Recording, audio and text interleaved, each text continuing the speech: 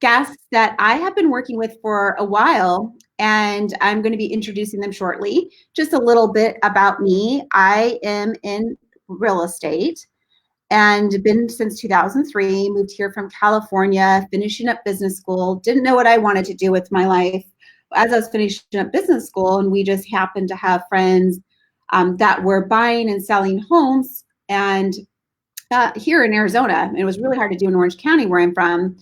So I said, okay, let's move to the desert. Let me get my real estate license. And we were buying and selling homes and developing. And then I grew the real estate team I have today. So 17 years later, we do sell a lot of homes on my real estate team, 200 to 300 a year. We sold so far, we sold over 100 this year. And what I wanted to do is interview a couple other lady bosses. I know I have my youngest daughter with me today. Kalani, can you say hi? And with being a new homeschooling parent, I've never homeschooled before. I wanted to take this quarantine time to interview with an entrepreneur. So if you have desire for your kids have desire to open up their own business, school doesn't really teach us this, and they're home. So hopefully they're able to plug into this webinar and ask any questions they have. So with no further ado, I am going to bring on my first lady boss, Brittni. And Brittni grew up in Northern California, and in 2004 wanted to move to the desert from Northern California for almost the same reason why I did. It was a better way of life. It was easier for her to own a house, and still in a really nice area where Northern California is really expensive. And she's owned her insurance business now for 10 years and lives in Cave Creek. She also has 4 kids like me. Her kids are 15, 12, 10, and 6. So she's very busy. And she loves the nature, outdoors, hiking, running, and just completed her very first marathon this year. She also loves old-fashioned camping. So welcome, Brittni. Thank you so much for the introduction. When Jen had introduced this idea to me, I thought it was amazing. I also am very overwhelmed by this whole homeschool idea, but I thought it was a great time to, not only connect with our family, but also maybe teach them some life skills that school doesn't really teach them. And I've always had a slight passion for that as far as helping high schoolers out to learn a little bit about finance and some other things that I've gone into the schools and do. So I'm excited today to talk about entrepreneurship. Awesome. And finally, my third lady boss here, Susan. And Susan, there's a little. Susan, would you turn down your volume? Okay, thank you. I think that's what it was. Now, it was really awesome because I'm also a health nut and met Susan, what was it, about 8 months ago? She opened up Nutrition 27, that is a holistic nutrition and lifestyle coaching company in 2013. She was inspired by her own personal journey where she was really sick and she was only able to get healthy through holistic channels. Now she's super inspired to help as many people as possible to get healthy with their energy. And she also we're very like-minded. We all love nature, the outdoors, hiking.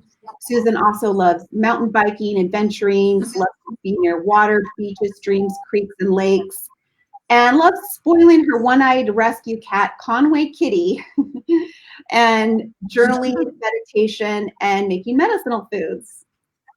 Welcome, Susan. Hey, thank you, Jen. And can you hear me okay? I can.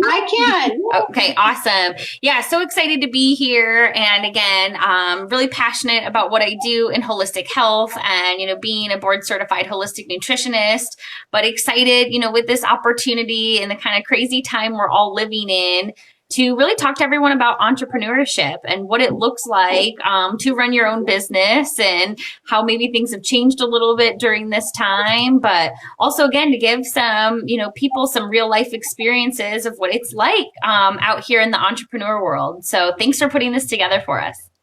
Yeah. I love that we're use this platform to inspire young girls if they have any interest in entrepreneurship. Let's learn more about it. And maybe it's just a seed that we plant today. And when they graduate high school or college down the road, they can open up their own business. But let's not limit them, right? Because if they wanted to, they can do a lemonade stand. Well, after the quarantine, they could do a lot. They don't have to wait. So we kind of went through how long we've been in the business, and it inspired us. Didn't really get too deep, but I was having a really interesting conversation with Brittni right beforehand, where she had already been in insurance and then got into the ownership because it made more financial sense. So she was able to have a little bit more freedom and be able to control her own income. But a lot of people think that she was really scared because she was introverted and shy. And a lot of people think that when you own your own business, maybe you're not shy and you don't have a lot of fears, you're just gung-ho about being a business owner. And it wasn't the case for me. I'm an introvert, very shy, and so are you. I'm not sure about you, Susan. Are you an introvert or an extrovert? I am technically an introvert, but I'm a very extroverted introvert. Me too. Yeah. Nothing both, I think. Over time, we were, I was really quiet and shy getting into it. And, as years go by and the more experience you get more comfortable in your own skin. And that's also something that's really great about business. Yeah, absolutely. Yeah. I mean, I did not start off in the insurance world saying I want to be a business owner, or even growing up as an adult, getting into the adult world, saying I want to go out and be a business owner. I came from a family of parents who worked 9 to 5s, worked government jobs, very traditional standard jobs. And so I just kind of thought that was my path. I just go and find a company to work for, and that's just what you do. And I don't think I even really knew too much, again, probably because school doesn't teach us. I didn't have the family examples out there that there was an option to be a business owner. And on top of that, I kind of just always thought it was other people do that, other people that have a lot of confidence in themselves and maybe have a lot of money to start a business, or these ideas of things that I didn't think I had within myself. So it really took, several years of working for other people and finding that I didn't really like having somebody else tell me how much money I can make and what I need to do and what the rules have to be of the way that I run my business and work with my clients. That I decided to become a business owner. That's awesome. Now, Susan, I know why you got into the industry you're in, but why work for yourself and not work for someone else? Yeah, I guess in the holistic healing world and the nutrition space, there's not a lot of companies out there doing what I do. So when it came to looking at, working for somebody else versus like being inspired to run my own company, it was really because there was lack of opportunity out there to work for someone else in the space. So if I really wanted to do what I was now passionate about and educated about, in the way I felt was most impactful, the answer was to open my own company and do it the way that I wanted it to look and make sure that I could have a very valuable offer for people who were looking for, healing in a more natural approach. And I love that. I want to. I don't know if you can turn the volume down. Sorry, guys. We're still getting used to technical stuff. We actually have very similar stories as far as being sick and only getting healthy holistically. And just very briefly on my experiences, I was diagnosed with ulcerative colitis in 2004, took all the medications, and never, for 16 years, I just suffered, and it got worse and worse. Finally took my finally just went into my own research world and went down this whole, let's say rabbit hole, but just I have this like obsession with learning about holistic measures, because after I implemented what I have, just all holistic, not going to the doctor to get a prescription, but more meeting with doctors like you or nutritionists like you to give me how to eat right and what kind of supplements and making exercise and meditation and just the holistic route, where today I live with no symptoms whatsoever.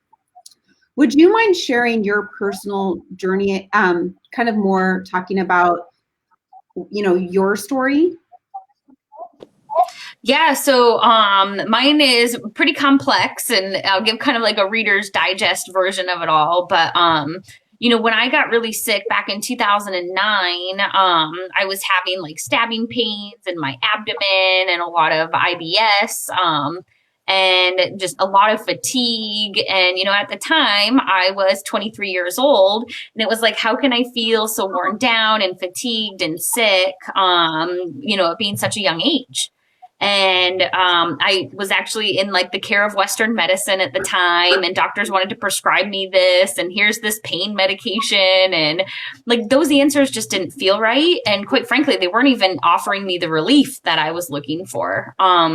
So when a doctor finally said at age 23, I needed like a colonoscopy and they might have to like take out pieces of my colon and all this crazy stuff, I was like, no way am I letting this happen to me at this point in my life. So I sought out a naturopathic doctor who did a food allergy test on me.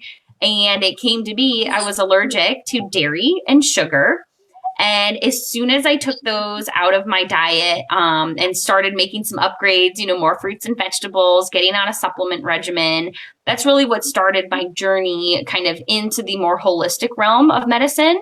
I grew up in Michigan, in a very small town, and my mom worked in the medical field. So I grew up in Western medicine. And until I moved out here, didn't really have the perspective of what some of the holistic healing could be.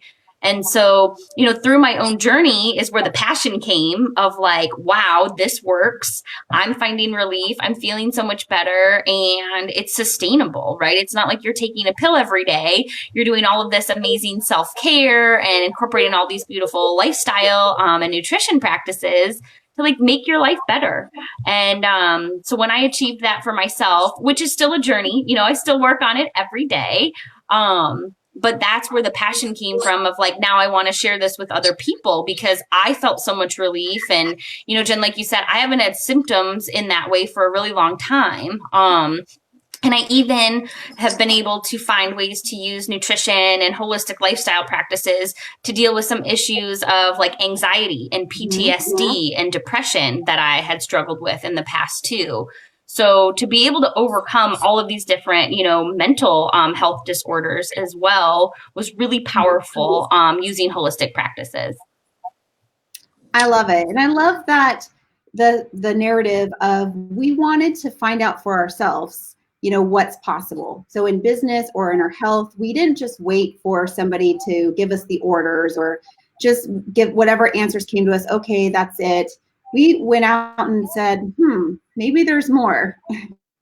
Maybe there's something that I can do to take charge of life in business and in health and in personal.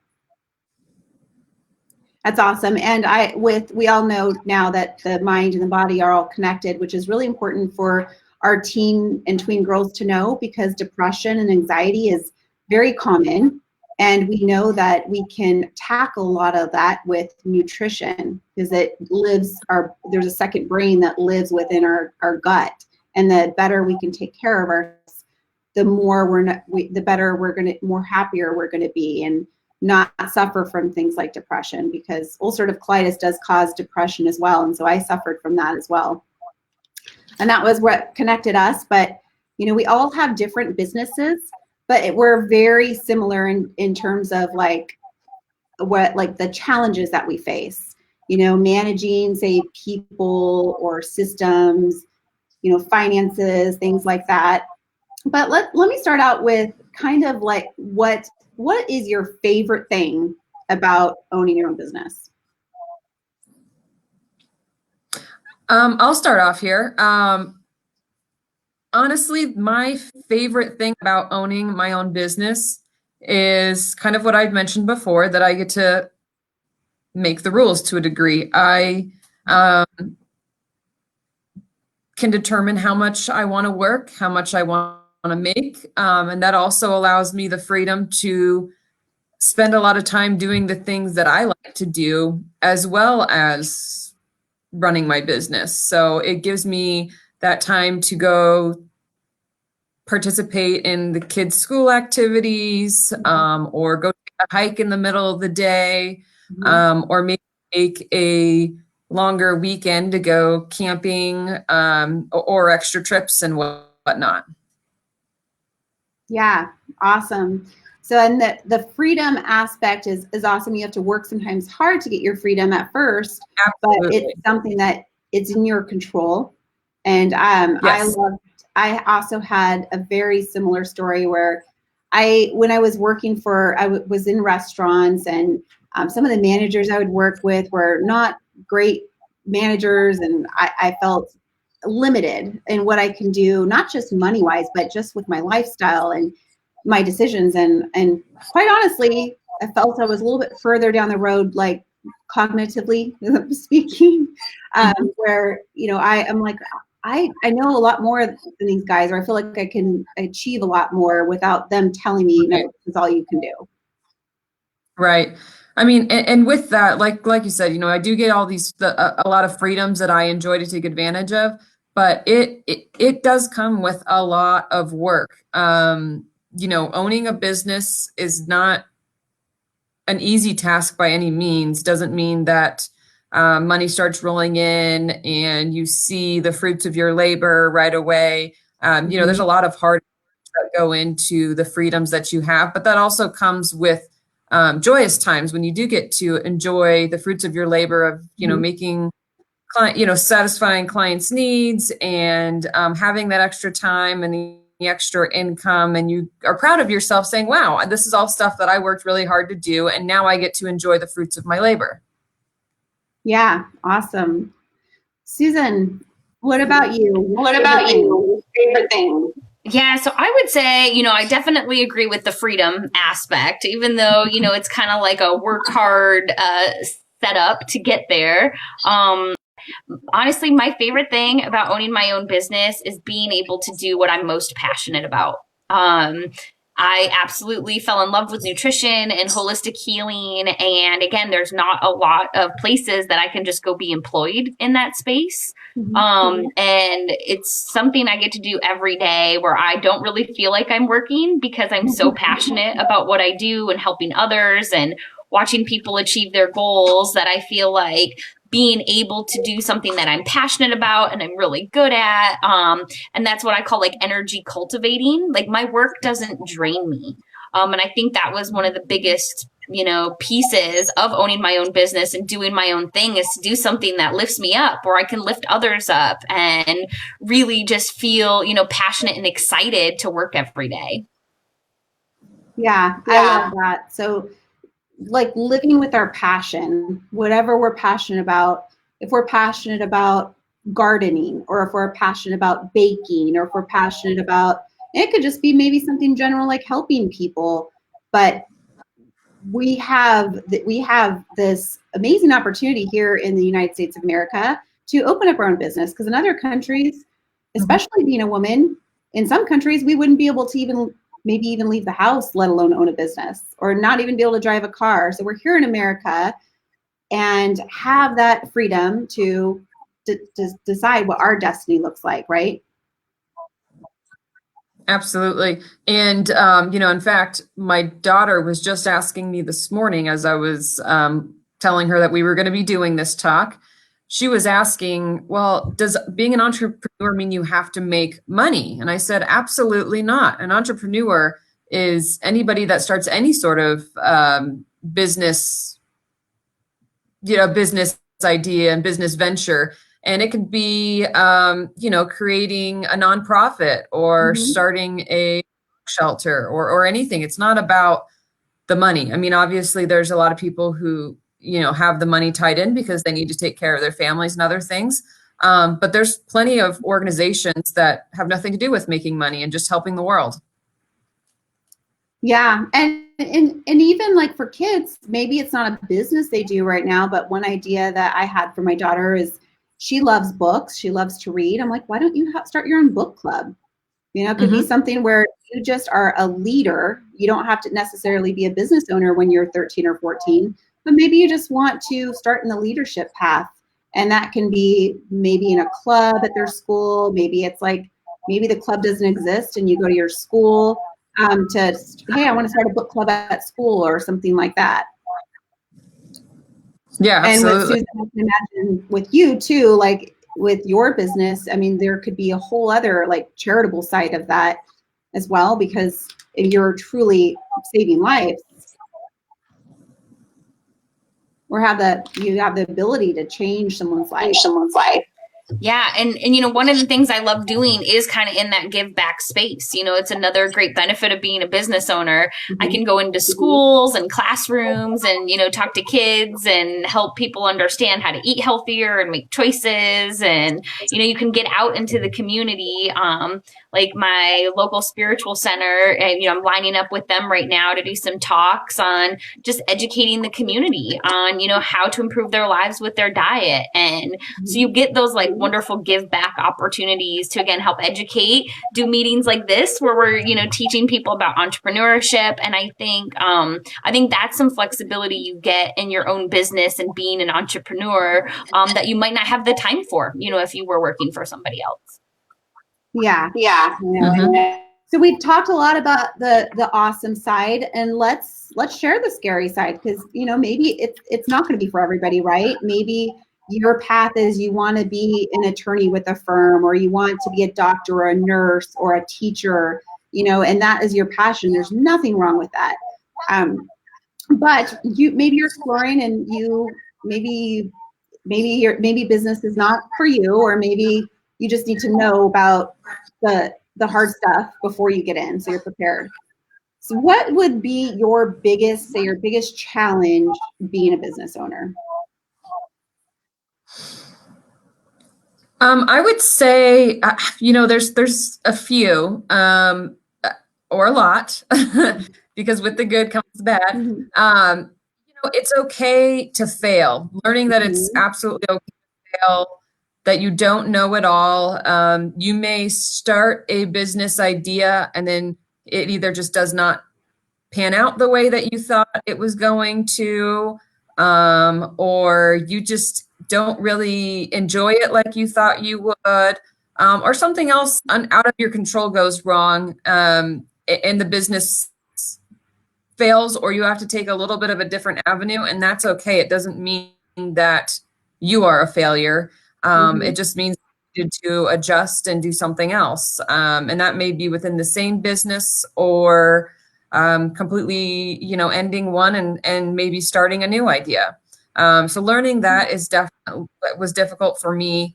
Also, we're all, you know, for us three ladies, we all have a skill set within exactly what we do. So medicine, myself, you know, knowing the insurance realm and working with clients, and then you in real estate.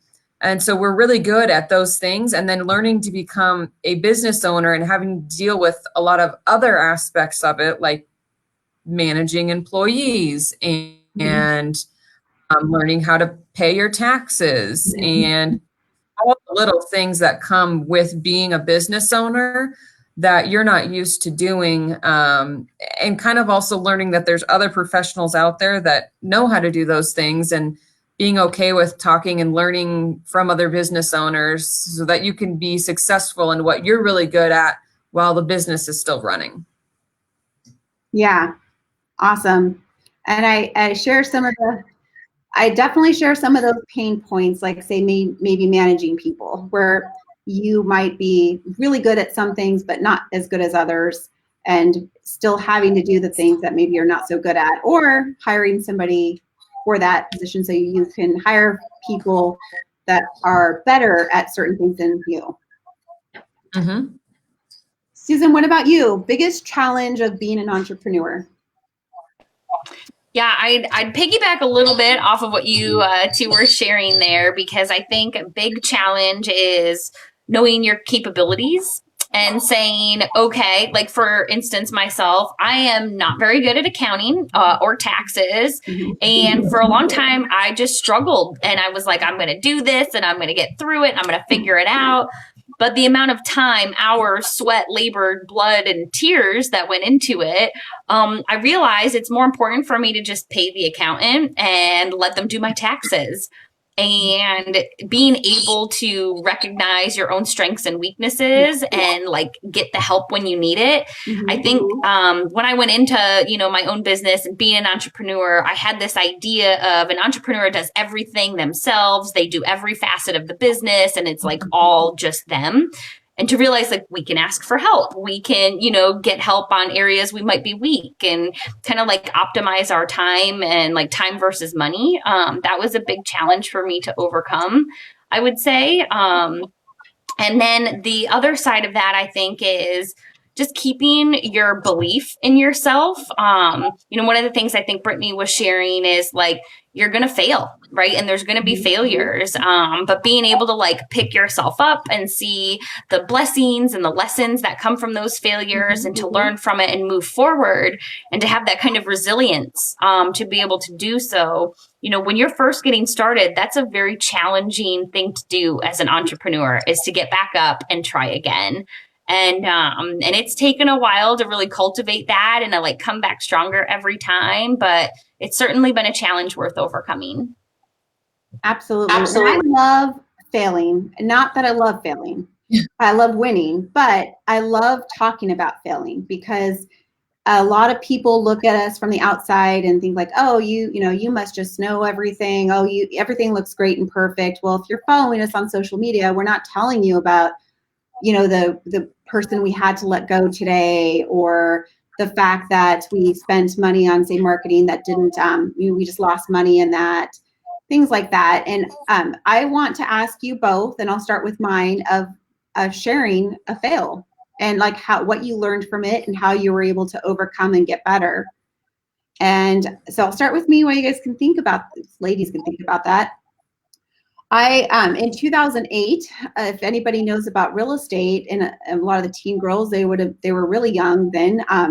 Kailani was born a year before our real estate market crashed. So as she was a baby, I had to go and figure out what was going on, and I would say pivot, but learn how to adapt to this changing real estate. So overnight, we saw all of a sudden people couldn't sell houses. People didn't have equity in their homes.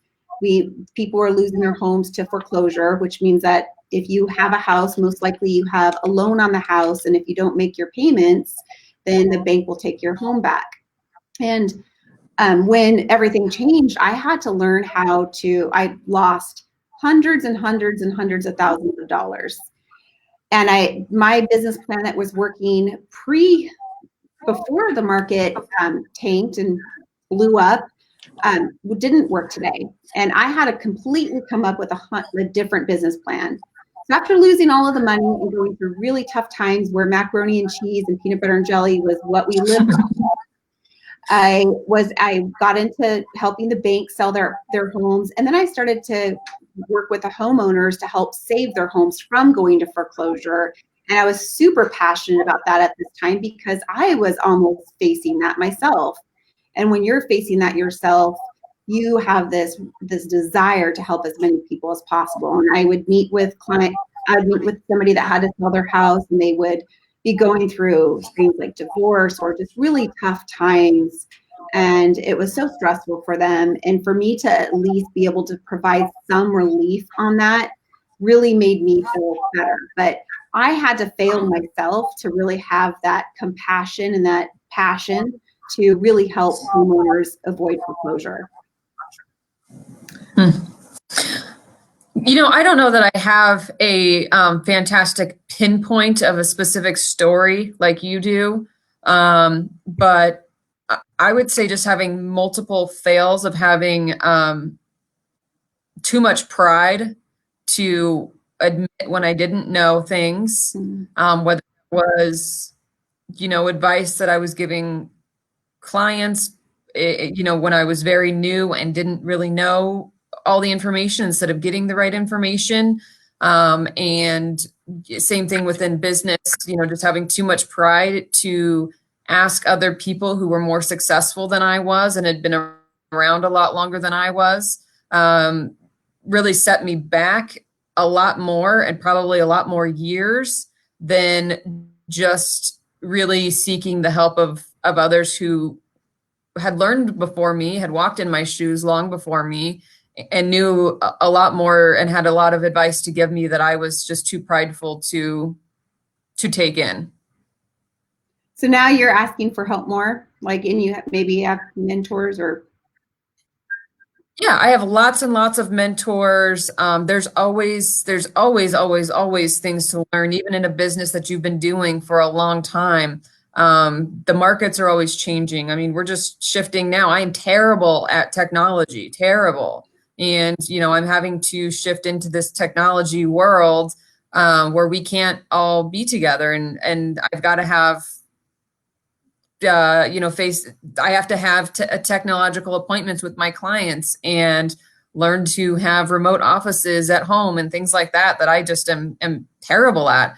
And so that's one example of now, but there's things are always changing in our world, and you have to learn to adjust to it. And there's always people that have discovered and found different ways to do things well before you have. And so I seek help of others all the time, peers within my industry. I listen to podcasts all the time.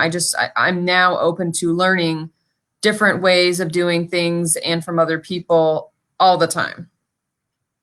I love it. Susan? Yeah. So, my biggest fail was kind of in a different space. My biggest business fail was right out of the gate, coming, fresh out of school, in nutrition. I wanted to do all and be all and help everybody, which, as you kind of learn in business, it's a very poor marketing plan. It's best to kind of focus on a target market and niche down and get really specific about what you do, because then you can be more effective in marketing and advertising and targeting people. So I spent a good 18 months just trying to be very general and very broad and just help everybody. And that presented a lot of challenges, and it ultimately did not lead to a lot of business success. A lot of people just didn't really understand what I did and how I worked with people and what I could handle. And it wasn't until I actually, kind of going back to our biggest challenges, I ended up hiring a marketing consultant to help me figure out what is happening with my business and why people aren't converting. And he was like, you need a target market. You need to niche down and get really specific about who you help and why you're helping them. And that was kind of a big lesson for me of even though I have the ability to do that, making sure from a business sense, you're approaching the marketing and advertising in a targeted way. So you're not just spending a bunch of money and having no effects from it, was a big failure, but a big lesson on the reverse side. And I love that we didn't let fails get us down. We didn't just say, okay, we failed, now it's time to go back and get a job, or we persevered and found options. And I love that you both had tapped into asking for help, because that is one thing that I don't think enough people do in general, is ask for help. We do let pride get in our way. We don't need help. We know how to do this.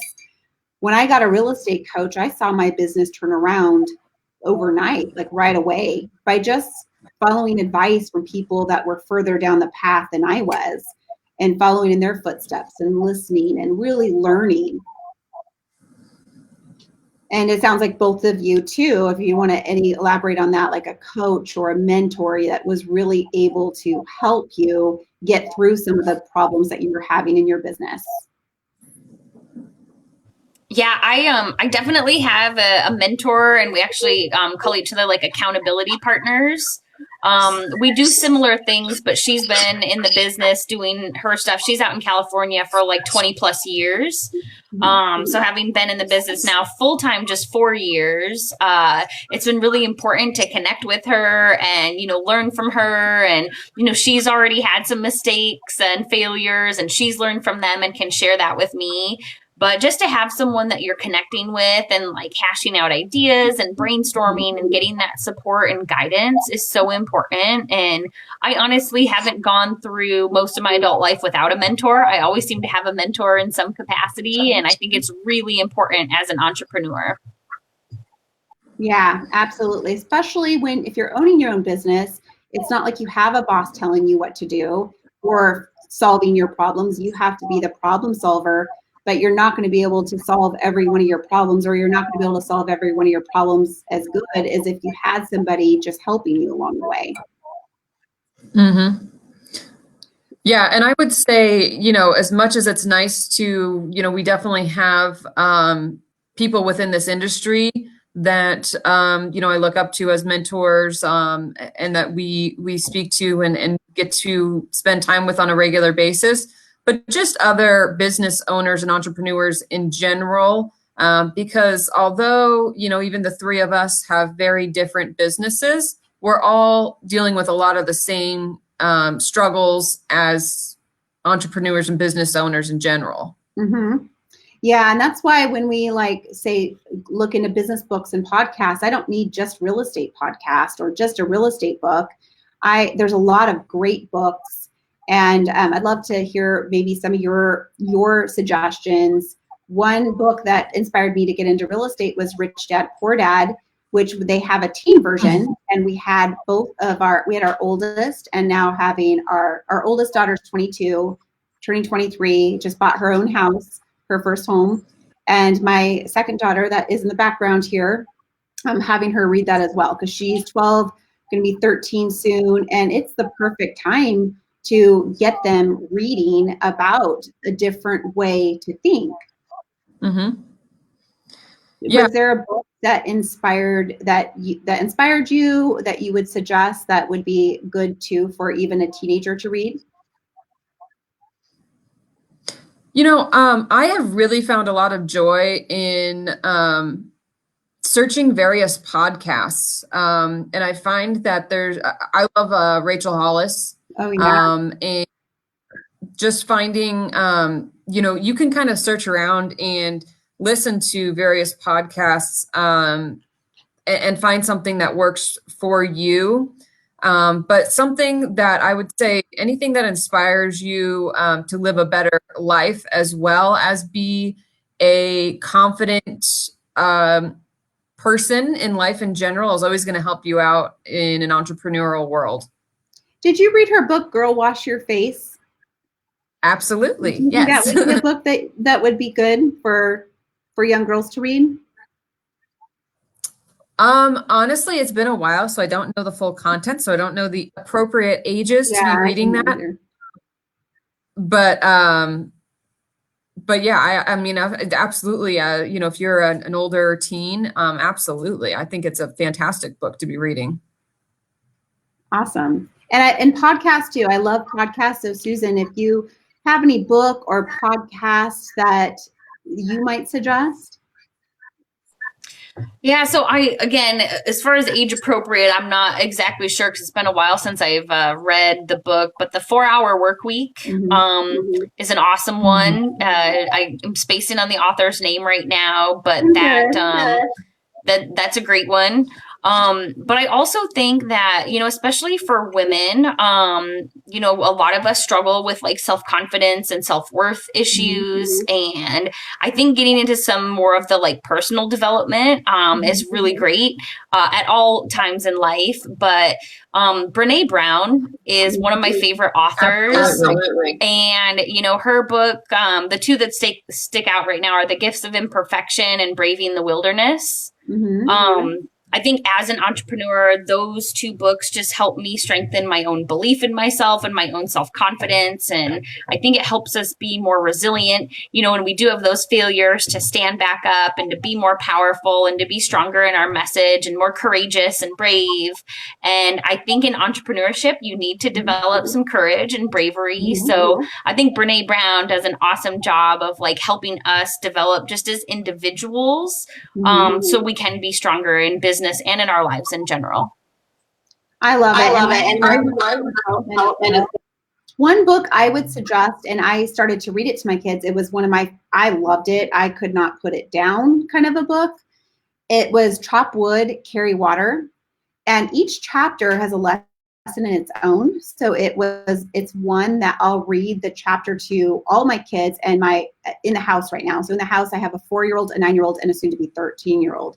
But the 9-year-old and the 13-year-old, those lessons could be applied for each one of them. It's a story so you read the story and there's lessons out of each story.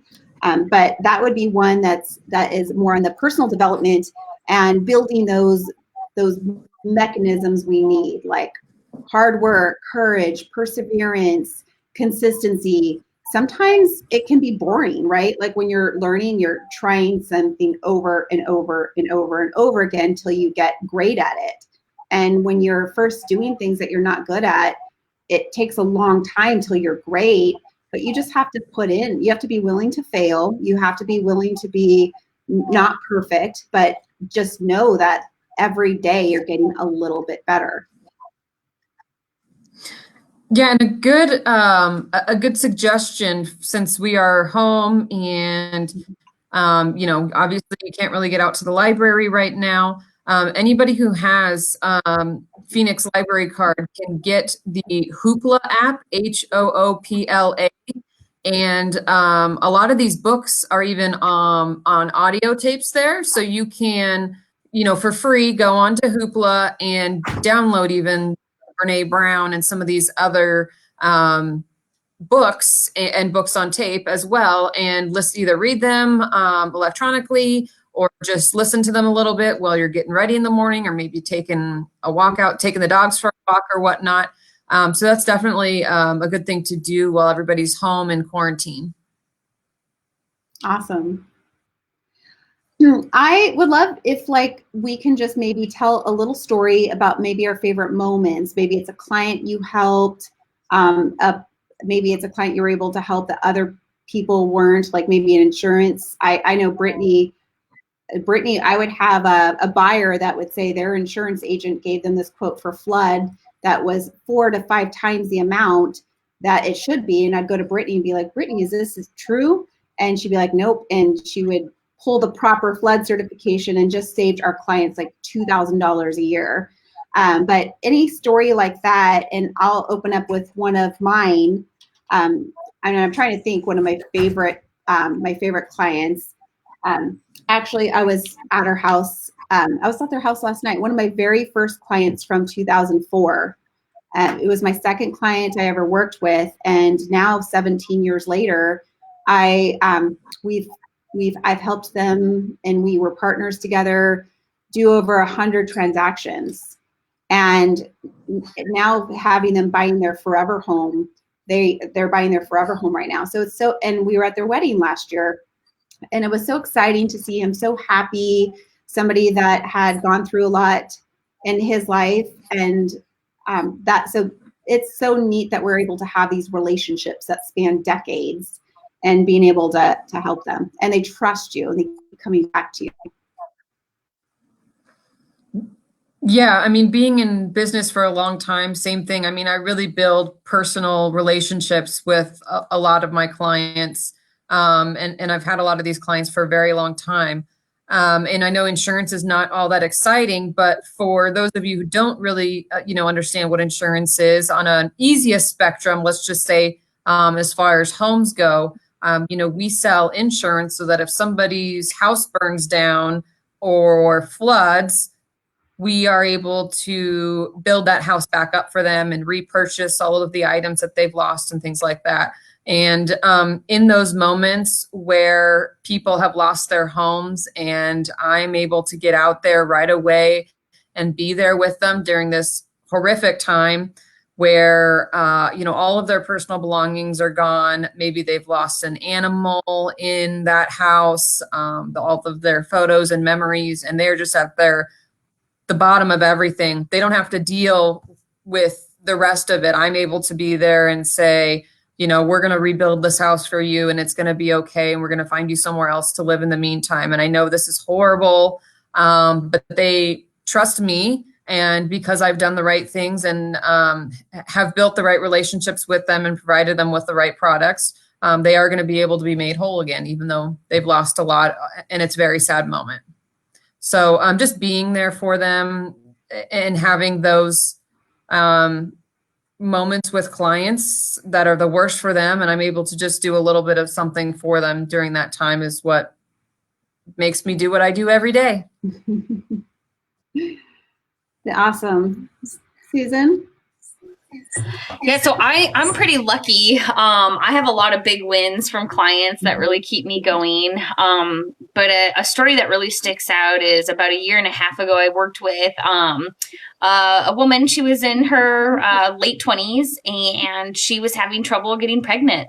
And she was suffering a lot from anxiety and depression and not being able to get pregnant. She had all these weird health issues popping up. She had like her joints were swelling up and causing a lot of pain. And she already had a 2-year-old at home. So she wasn't able to keep up with the 2-year-old, couldn't get pregnant. And by simply, again, getting a food allergy test for her and getting her diet right and customized to her and getting some different herbs to like help her hormone support. After 4 months of working together, she got pregnant. And so they got to finish rounding out their family. So now they're a cute little family of 4. And I remember when the baby was born and mommy and baby were healthy and happy. And she sends me pictures of them doing all their family stuff now. And just knowing I got to be like a part of them making their dreams of having this family come true. I don't think you can ask for anything better in the world than to help someone achieve that. Oh, awesome. Yeah. And, it's funny because my very first real estate agent that I hired was one of the worst experiences ever. He actually tried to steal our money. He would later get indicted on a $2 million HUD scam, but he was our agent. And he took our down payment that we had made on our very first property we were buying, and he pocketed the money. And he actually sold that house like 5 different people and he was taking all the money. Luckily, my husband's very persuasive. We were able to get our money back, but $2 million worth of other people's money. A lot of people lost a lot of money with that guy. And that was also inspiring to me. Like, I was like, I don't ever want that to happen to another client. I want to be able to be that trusted advisor and make their real estate experience as good as it possibly could be. Well, awesome. Thank you for sharing. I wish I had I helped to make a baby with my clients. Now, did you have any naysayers, like anybody to tell you like, oh, you shouldn't open up your own business. That's too risky, or you should do this instead? Yeah, I'd say almost everybody in my life.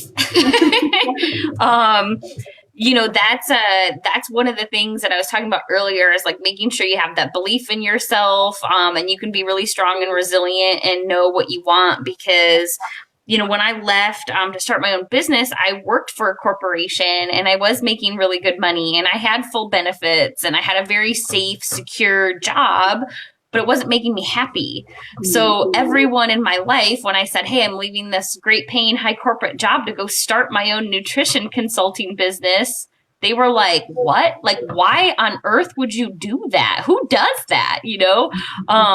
From parents to friends. And I did have a couple people who were really supportive and they were like, wow, you're so brave. But I think, again, that's where you have to just believe it, yourself so deeply that you can do it, because a lot of people live in fear and wouldn't do something as bold as going out and starting their own business. And yeah, there's always going to be naysayers though. I still have naysayers, but it keeps me driven to like proving them wrong a little bit too, that I can do it. I love it. I love it. You have the conviction of, I am doing something, I'm following my passion, I'm happy. Yes, there's definitely lows and challenges and hard things to get through, but the upside and the amazing lifestyle I'm able to have and waking up every day excited, not feeling like it's work, is all worth it in the end. Yeah, and I would add, not so much that I've had a lot of naysayers about starting business on your own, but just a lot of people that have opinions about how you run business or the ways that you should do things, and making sure that you're continuing to surround yourself by people who support you in a positive manner, as opposed to trying to interject their experience, their negative experience, or their fears into the ideas that you have. So just being confident in yourself, again, confidence is a huge thing, and just surround yourself by other people who have that same confidence and positive vibes around you to be able to move forward and do what you want to do.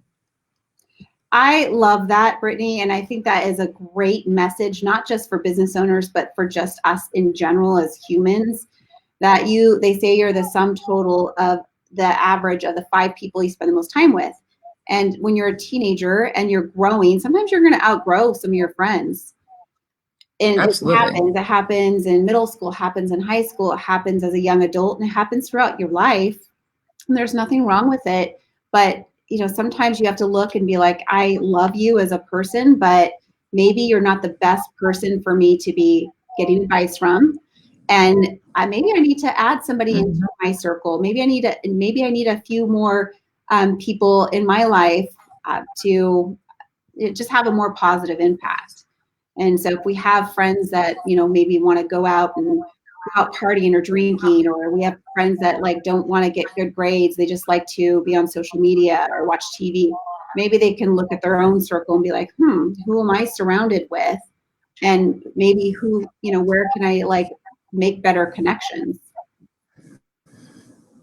Yeah, absolutely. And that is, it's a good life lesson to learn early on. And like you said, it'll go on through your entire life. It's not just a middle school, high school element. You're going to be going through lots of people, lots of peers, lots of coworkers, employees, all sorts of people. And the more that you can learn to surround yourself by positive people that are living a life that you aspire to live like, the better you'll be. Yeah. And it's hard because sometimes there will be people in your life that you truly care about, but that are having a negative impact on your mindset. Yeah. Awesome. Now, we have 7 minutes left, and if anybody has a question, make sure to pop it into the chat box that then we can answer it while we're live here. But you're starting over and you're going back to the future. What's the one piece of advice that you wish you would have gotten had you got into real estate? Before you got started your own business, advice that you wish that somebody would have given you? I would love to have had more of a push from my parents or peers to get into mentoring some people from a young age. I think that it would have given me a little bit more of an idea of a direction to go as an adult, or maybe just a little more confidence to get there. I would love to see young people in our community wanting to come in and learn about our business or learn about being an entrepreneur or just a confident woman, or just come in and see what we do. And that's just, there's so much that you can learn from experience and actually being in a position than you can sitting in a classroom. I would say that all of us have learned so much more more about our business by walking in it than we did in the trade school that we had to go to actually perform in our business. Absolutely. And I totally agree with that. That's why I love that you were so excited to be on this today, because we can help our young generation. And my oldest did not get into real estate. However, she owns her own graphic design business. And I would have to, maybe I had a little inspiration because she was 6 years old when I got into real estate. And so she's grown up with an entrepreneur mom. Yeah, absolutely. What about you?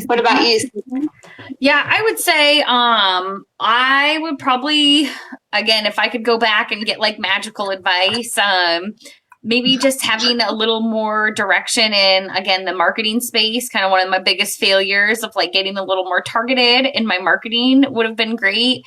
But also knowing too that failures are going to come and they're going to keep coming, and it's okay. And it's part of the process. Because I went into entrepreneurship with a lot of perfectionistic tendencies and thinking everything had to be done by me and be very perfect. So knowing up front, some of the things we were talking about today, being open to asking for help and knowing your limitations, and just getting a little bit smarter about how to engage people when you need to, instead of resisting that. Because I feel like my first 2 years in business, I resisted a lot of help. And once I finally broke that down, and learned that lesson, and opened up to it, it made things a lot easier, and I feel a lot better about everything. So someone could have told me that a couple years earlier, that would have helped. Yeah. I wish somebody would have just told me like get a mentor right away or get a coach right away, because I was figuring out so much on my own that I did pretty good off the bat, but I would have been so much more well prepared when the real estate market shifted if I did have that mentor. Mm-hmm.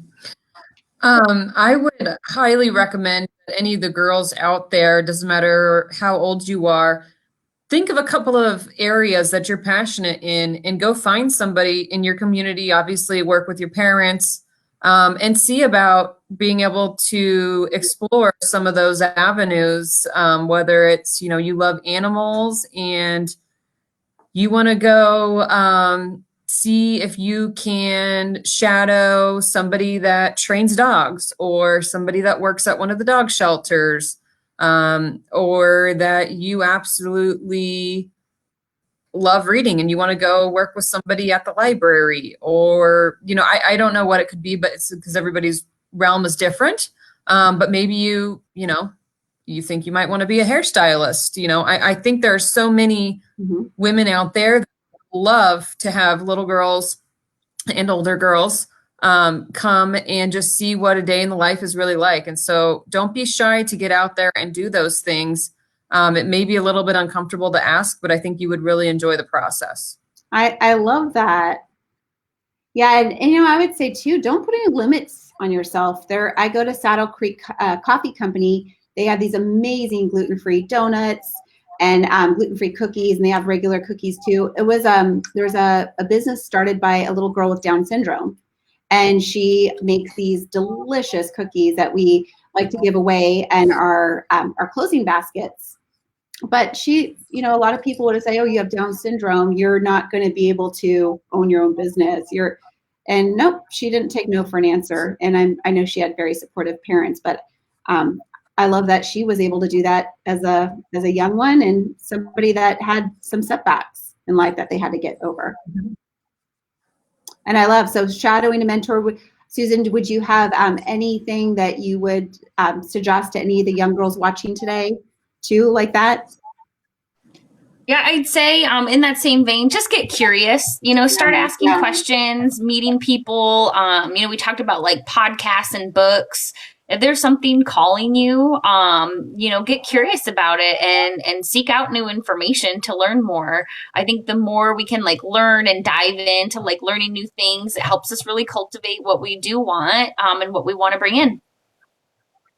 Awesome. I love it. Thank you, ladies, for joining me today. I know that you're going to have an impact on the viewers that are watching. where can we find you? So just tell us a little bit about where we can find you and anything you want to do to plug your business. Mine's pretty simple. I'm at nutrition27.com. And you can find me on Facebook as Nutrition27. And I'm on Instagram at nutrition_for_anxiety. Awesome. Fantastic. Well, we are really engaged in our community. And, for anybody who's old school after the virus and loves to stop by, we are in Cave Creek and Stagecoach Village. A lot of exciting businesses down here. But you can also find us on Facebook at the Bennet Agency. Awesome. And both of you, highly, highly recommend. Brittni, you've helped so many of my clients with the home insurance, and you're just an awesome partner to have. And Susan, I love just how you're able to help others and, pointing out to me like I should be staying away from all gluten and wheat, and that helps me stay healthy. And my mom is on, and I want to say like one of the advice that my mom gave is she always would say, Jenny, you could do anything you want in your life if you just put your mind to it. If you put your mind to it, you can accomplish anything. And I think that is a good note to leave off on because, a lot of people are have these really cool goals and maybe they're just scared or maybe they're not capable of it. But if you think you're capable of it, you will be capable of it. Awesome. Thank you so much, ladies. And thank you, Facebook. And thank you for everybody that's watching. Yeah, thanks for having us, Jen. Appreciate it. Bye. Bye. Bye. Bye.